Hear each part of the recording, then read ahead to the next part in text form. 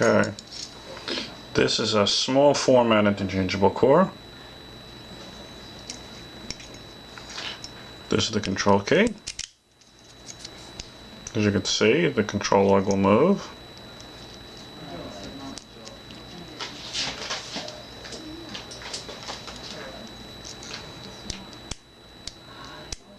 In and out, 8 degrees.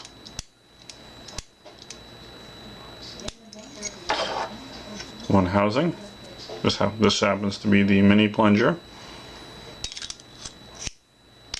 It gets installed.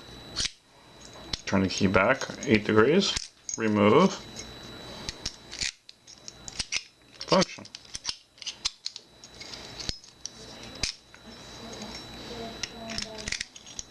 Control K, remove by turning 8 degrees.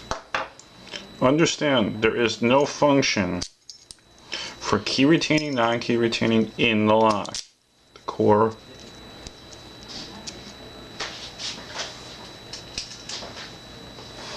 core will spin 360 degrees.